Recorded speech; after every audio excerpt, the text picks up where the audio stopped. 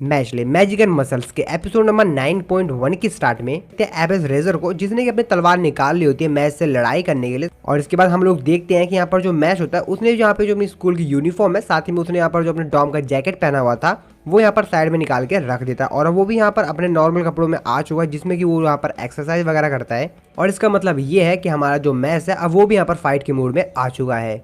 इसके बाद यहाँ पर जो मैश और एबेस रेजर होता है ये दोनों अपनी फाइट यहाँ पर स्टार्ट करते हैं। इसके बाद हम लोग मैश को देखते हैं जो कि यहाँ पर तैयारी कर रहा होता है एबेस के ऊपर अटैक करने के लिए अपने स्पीड का इस्तेमाल करके। और साथ ही में यहाँ पर जो एबेस होता है वो भी अपनी तलवार निकाल कर मैश के ऊपर अटैक करने के लिए रेडी होता है। और फिर ये दोनों एक दूसरे के ऊपर बहुत तेजी से अटैक करते हैं और फिर ये दोनों एक दूसरे के सामने से निकल जाते हैं। इसके बाद हम लोग देखते हैं कि यहाँ पर जो थोड़ी सी दूर चला गया होता है और वहाँ पर अपने आप को बैलेंस करते हुए रुकता है, क्योंकि मैश ने जो उसको काफी ज्यादा तेज यहाँ पर लात मारी होती है। और फिर यहाँ पर मैश अपने आप को देखता है जो कि यहाँ पर थोड़ा सा घायल हो गया होता है। एबेस था, उसने यहाँ पर अपनी तलवार का इस्तेमाल करके उसको थोड़ा बहुत यहाँ पर घायल कर दिया, जिसके कारण यहाँ पर जो मैश है थोड़ा सा घायल हो जाता है और उसको यहाँ पर थोड़ी बहुत ब्लड भी आ रहा होता है। जिस पर एबेस यहाँ पर मैश की तरफ देखते हुए कहता है कि तुम मेरे से नहीं जीत सकते हो, हम दोनों की कोई भी तुलना नहीं है, तुम चाहो तो मेरे को यहाँ पर चैलेंज कर सकते हो, जबकि तुम जानते हो कि मैं तुमको बड़े ही आसानी से हरा दूंगा। अपने परिवार के साथ तुम शांति से रहो।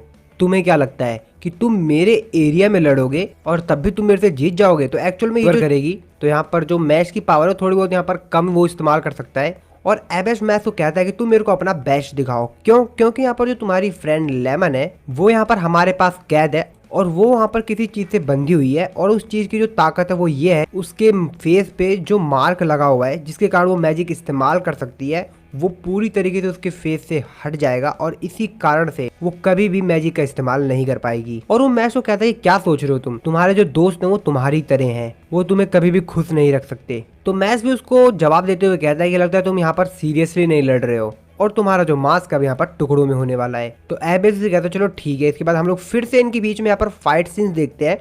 साथ ही में यहाँ पर जो हमारा एबेस होता है वो यहाँ पर कुछ एरोस का इस्तेमाल करता है। एरोस होती हैं वो यहाँ पर मैश को काफी तेजी से चुभ रही होती है। और इसी बीच में हम लोग देखते हैं कि यहाँ पर जो एबेस होता है उसने यहाँ पर मैश के पास जाकर उसकी जो अपनी तलवार उसने अपने हाथ में पकड़ रखी थी वो यहाँ पर मैश के पेट में डाल देता है। और हम लोग देखते हैं कि वो जो तलवार होती है वो मैश के पेट के आर पार हो गई होती है। और एबेस उसको कहता है कि तुम किसी को बचाने के लायक ही नहीं हो। तो मैश उसको कहता है कि क्या हुआ? और यहाँ पर एबेस अपने आप से कहता है कि यार यहाँ पे जो तलवार मैंने इसके अभी पेट में डाला ये मैं निकाल क्यों नहीं पा रहा हूँ? तो मैश उसको कहता है कि क्या हुआ? एक्चुअल में यहाँ पर जो मैश था उसने यहाँ पर उसकी तलवार को इतनी ज्यादा तेजी से दबा दिया था कि अब वो यहाँ पर जो अपनी तलवार है उसको यहाँ पर वापस से नहीं निकाल पा रहा होता है। और यहाँ पर जो मैश होता है वो यहाँ पर एबेस को पकड़ता है और यहाँ पर एबेस को जो सर पे उसने मास्क पहना होता है उसके ऊपर अपना सर भिड़ा देता है। इसके कारण जो उसका मास्क उसने पहना होता है वो पूरी तरीके से टूट जाता है और वहाँ पे बिखर के पूरा नीचे गिर जाता है। और हम लोग को फाइनली यहाँ पर जो एबेस का चेहरा है वो यहाँ पर दिखता है और उसकी जो आंख होती है वो यहाँ पर दिखने लग जाती है, जो कि यहाँ पर एक्चुअल में एक रेड आई होती है। और मैश में उसको देख के शॉक होता है, कहता है क्या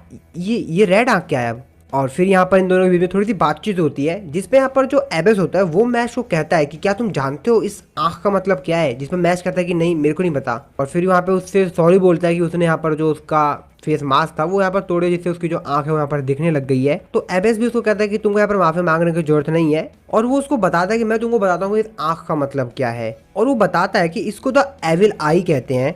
ये एक श्रापित आंख है जो कि किसी भी मैजिक को कुछ समय के लिए बंद कर सकता है, मतलब टेम्पररी डिसेबल कर सकता है जो भी इस आंख के नजरों में आएगा। एबेस होता है वो मैश को बताता है कि इस दुनिया में जो मैजिक है वही सब कुछ है। और फिर एबेस बताता है कि मैं यहाँ पर सभी मैजिक यूजर का एक तरह से दुश्मन हूँ। हर कोई मेरे को मेरी पूरी जिंदगी में मेरे को डराता रहा, साथ ही में वो लोग मेरे से नफरत करते रहे कि इन लोगों में मेरे पेरेंट्स भी शामिल थे और शायद तुम्हारे जैसे लोग इस बात को कभी समझ ही नहीं पाएंगे। और फिर से इन दोनों के बीच में यहाँ पर एक फाइट हो जाती है जिसमें मैश जो होता है अपनी स्पीड का इस्तेमाल करता है, उसके ऊपर अटैक करता है। और एबेस जो होता है वो भी यहाँ पर अपने यहाँ पर स्पीड का इस्तेमाल करके उसको यहाँ पर डोज करता है, उससे रोकता है उसके अटैक को। और फिर से इनके बीच में बातचीत शुरू हो जाती है जिस पर यहाँ पर एबेस उसको कहता है तुम तो हैरान हो गए ना कि तुम यहाँ पर अपनी जो पूरी स्पीड है उसका इस्तेमाल नहीं कर पा रहे हो। तो मैं तुमको बता दूं कि इस जगह पर जो कोई भी रहता है उसकी जो स्पीड है वो घट जाती है और वो जो स्पीड है सामने वाले की जो घटी है वो सारी जो स्पीड है वो मेरे को मिल जाती है और मैं तुमको दूसरा चांस अब नहीं देने वाला हूँ और अब ये अंत होगा। और फिर से वो उसके ऊपर अटैक करता है, लेकिन भाई अपना जो मैश है वो तो मैश है,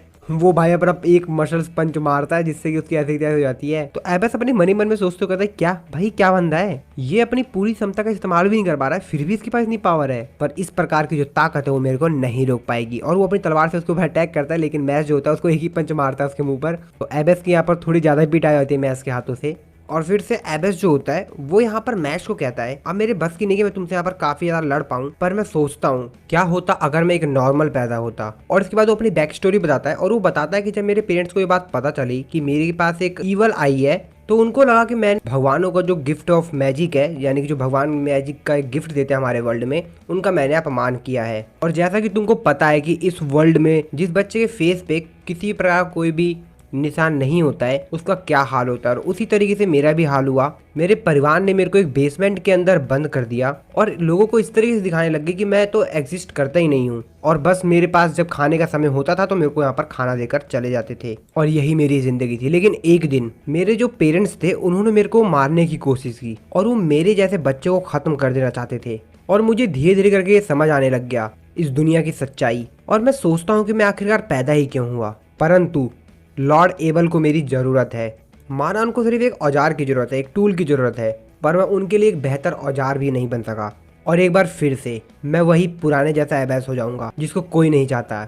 जिस पर मैस भी उसको कहता है कि और मैं अपने आप को तुम्हारी जगह पे रख के सोच भी नहीं सकता कि तुम इस समय क्या सोच रहे होगे और तुम्हें कितनी ज़्यादा यहाँ पर दुख हो रहा होगा। लेकिन हाँ, हम लोग दोस्त बन सकते हैं, क्या कहते हो। और फिर एबेस कहता है कि लेकिन इसकी कोई चिंता करने की जरूरत नहीं है, मैं जानता हूँ मैंने बहुत से लोगों को जो उनका एटीट्यूड है वो चेंज होते देखा है मेरे खिलाफ, सिर्फ मेरे इस आंख के कारण।